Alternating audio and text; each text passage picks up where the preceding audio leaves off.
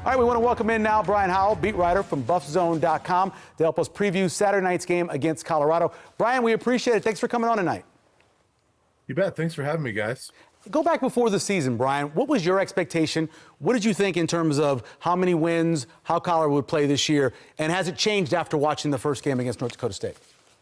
Yeah, I thought their floor was a bowl game, so 6-6, and thought they could be a 7-5, 8-4 type of team, and with some breaks, maybe contend for the Big 12. And I wouldn't say it's changed at this point. I don't like to make too many rash judgments off of one game. I think it was a good win for them against North Dakota State, but certainly there's still some concerns about the offensive line, how much better they're going to be this year, and certainly it's not a polished product. So they've got some work to do to get to that 8-4. Brian, in some ways, how beneficial, though, was it to get an opener like North Dakota State, to win the game, but then be pushed and kind of be stressed and go through that experience as you head now to what will be one of the tougher environments probably Colorado faces in terms of a night game in Memorial Stadium?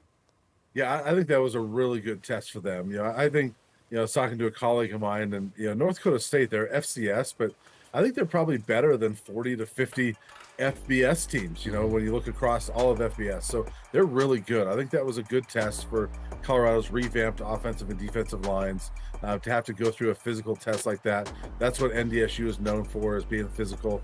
It's going to be more physical, I think, this week in Lincoln, but I think that was a good test for that group to kind of get their feet wet together as a group. Brian, obviously offensively with Colorado, everyone knows Shedeur, everyone knows Travis Hunter, Horn.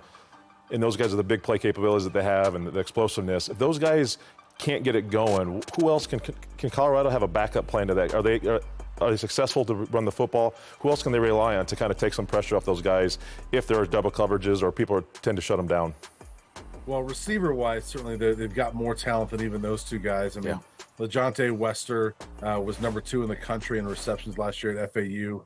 Will Shepard has been Vanderbilt's leading receiver the last couple of years. So those guys haven't really gotten started yet. But as far as running the football, that's the big key, and that's a big question mark. I mean, they have not had much of a run game so far in now 13 games under Coach Prime. And they keep saying that they've got all these talented backs and that's going to change, but they haven't shown that yet. And so I think that's one of the keys. And Coach Prime talked about it again today, that they have to run the football, and they're going to try to this week. Are they going to be able to? I don't know. We've been waiting for it for a long time.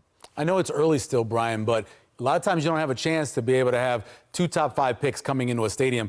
From what you're hearing, would you be surprised if we saw Travis Hunter and Shedeur both go in the top 5 of the 2025 NFL draft? No, not surprised at all. I mean, I think Shedeur, to me, and maybe I'm biased, I cover Colorado, but sure, I think he's the most talented quarterback in the country. And as we know, the top quarterbacks are going to go in the top 5. And Travis Hunter, he's just, people have used this term, but it's true. He's a unicorn. I mean, I don't know what he's going to play in the NFL. To me, if you're an NFL exec, you draft him, and then you find out where he's going to play after you have him on your team. Because I think he's that good. You just want him in the building. Hey, Brian, there's a lot of history between these two programs. The fan base has definitely embraced this game. But as of now, it could be the last time they play in the regular season. Do you get the sense at all that Colorado would like to get another Nebraska series on the schedule, maybe in the 2030s or somewhere down the road? Yeah, really, that's probably a question for the athletic director, because Coach Prime, who knows? If you asked him, who knows how long he'll be here, and the players, of course. But I know for the program and the athletic director, Rick George, they like having Nebraska on the schedule. And I think that they would like to get that done because it's been a great series. And certainly Colorado can say that because they've won all 3 of these games so far. But take the results out of it. It's been a really fun series. And just the games that have been played in Boulder and also Lincoln back in 2018 or 19, I can't remember what year it was, just super fun atmospheres and games. So I think they'd probably love to have it on the schedule at some point. Brian, real quick, biggest concern, those young offensive linemen in that loud environment going against Nebraska's D-line? Yeah, I think so, because I think that group, they only gave up 1 sack last week, which they gave up at least 3. It wasn't them, but the line gave up at least 3 in every game last year. So 1 was a huge improvement, but Nebraska got them like 8 times last year. So I think that's a huge thing to watch for this week, is how good is that offensive line. They've got to be better than they were even last week. Brian, we really appreciate it. Enjoy the game, and thanks for coming on with us. You bet. Thanks, guys. All right, let's talk a little bit about this game. You mentioned all the talent. Even DeJounte Webster, who made the finalists for the Jet Award, that's how good of a returner he is, and we didn't even hear about him. The biggest, go back to the offensive line them against Nebraska's D-line in that building. As a defensive lineman, how difficult will it be? I think it's for communication-wise, Yeah, to get off between the ball. Colorado's, yeah. It's listen, with now the helmet communications, I would think you'd have some sort of backup plan for some hand signals on the sidelines in case you can't hear. There might be an instance where that's going to be so loud where Shedeur probably can't hear communication with his OC trying to get those play calls. So that's going to be one thing.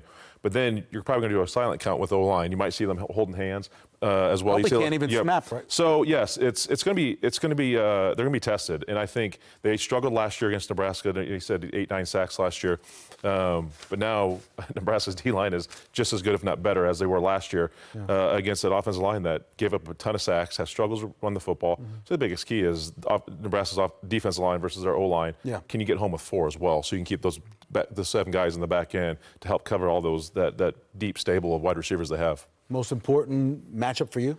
Just if Nebraska can keep pace. I mean, if Colorado wants to make this a track meet, can Dylan Raiola answer those scoring drives?